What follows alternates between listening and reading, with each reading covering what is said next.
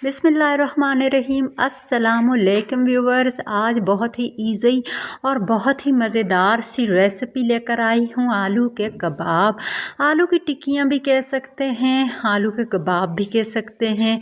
इतने मज़ेदार और इतने सॉफ्ट बनते हैं, ये आप देख सकते हैं कितने सॉफ्ट हैं और कितने मज़ेदार हैं। ये तो आपको पूरी रेसिपी देखने के बाद पता चलेगा, और फिर जब आप ख़ुद इसी तरह से बना के खाएंगे तो फिर आपको पता चलेगा कि ये आलू के कबाब जो हैं कितने मज़ेदार हैं। तो स्किप नहीं करना है, वीडियो को एंड तक देखना है, फुल वीडियो को वॉच करना है। तो यहाँ पे हमने आलू ले लिए हैं, इन्हें बॉईल कर लिया है, इतने अच्छे से इन्हें बॉईल किया है ताकि इसमें जो है ना गुठलियाँ वगैरह बिल्कुल भी ना बने। अगर आपका आलू सख्त होगा तो उसमें बनेगी गुठलियाँ। तो इस तरह से इन्हें आपने मैश कर लेना, मैशर से मैश कर सकते हैं, चम्मच से भी कर सकते हैं और हाथ से भी कर सकते हैं। अगर चम्मच से मुश्किल हो तो फिर आप हाथ से इन्हें मैश कर लीजिए। अगर मैशर हो आपके पास तो फिर तो क्या ही बात है, फिर तो मिनटों में जो है मैश हो जाएंगे। तो यहाँ पे एक टमाटर और एक प्याज मैंने ले ली है और इसको मैंने बारीक कट कर लिया है और इसे ऐड कर दिया है। और यहाँ पे हम थोड़ी सी सूजी ऐड करने जा रहे हैं। अच्छे तरह से छान के ना आपने सूजी को लेना है।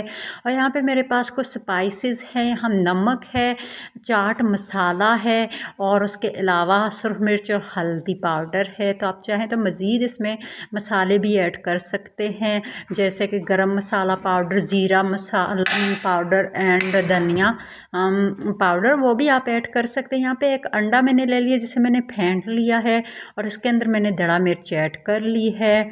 और यहाँ पे हमारा मिक्सचर देखें, अब टिक्कियाँ मैंने बना ली हुई हैं, ये आप देख सकते हैं। अगर इसमें हरा धनिया और हरी मिर्च हो तो फिर तो क्या ही बात है। तो यहाँ पे तवा हमने रख लिया है चूल्हे पे और बिल्कुल फ्लेम को थोड़ा लो रखा है।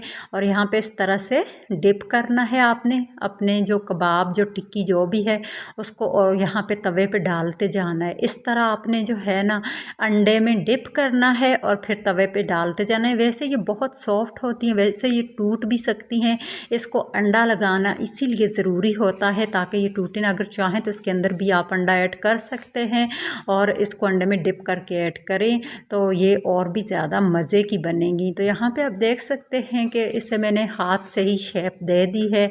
और यहाँ पे हमारे जो हैं आलू के कबाब बहुत ही सॉफ्ट, बहुत ही मज़ेदार से बन रहे। इसमें हरा धनिया, हरी मिर्च भी आप ऐड कर सकते हैं, मेरे पास अवेलेबल नहीं था सो मैंने ऐड नहीं किया। आप ज़रूर ऐड कीजिएगा और भी बहुत अच्छे लगेंगे और कलर भी बहुत अच्छा सा इसका आएगा और बहुत ही मज़े का ग्रीनी सी नज़र आएगी इसमें। तो बहुत ही अच्छे आपके कबाब की जो लुक है वो नज़र आएगी।